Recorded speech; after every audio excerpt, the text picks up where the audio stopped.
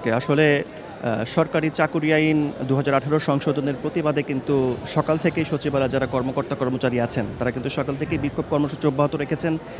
সকাল থেকেই কিন্তু তারা বিক্ষোভ মিছিল নিয়ে সচিবালয়ের বিভিন্ন জায়গায় কিন্তু তারা প্রদক্ষিণ করেছেন। এখন তারা এই অবস্থায় কিন্তু বর্তমানে তারা জনপ্রশাসন মন্ত্রণালয় যেটি আছে, তার নিচে অবস্থান করছেন এবং তারা এখানে অবস্থান করে অবস্থান কর্মসূচি পালন করছেন। এবং আমরা সকাল থেকে দেখেছি সচিবালয়ের বিভিন্ন গেটে তারা অবস্থান নিয়ে তারা গেট বন্ধ করে দেওয়ার একটা বিষয় তারা বলেছিলেন।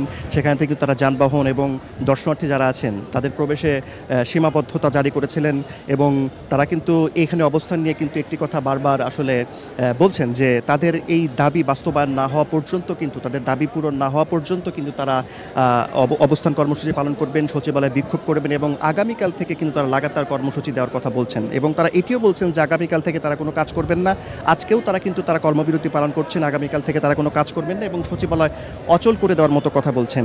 আর রীতিতে আপনি জানেন যে গত বৃহস্পতিবার অন্তর্বর্তী সরকারের উপদেষ্টা পরিষদের বৈঠকে কিন্তু সরকারি চাকরি আইন ২০১৮ সংশোধন করে ২০২৫ অনুমোদন দেওয়া হয়। এরপর থেকে কিন্তু সচিবালয়ে যারা কর্মকর্তা-কর্মচারী আছেন তাদের মধ্যে কিন্তু একটা ক্ষোভ বিরাজ করছিল এবং আমরা দেখেছি যে শনিবার তারা বিক্ষোভ শুরু করেন।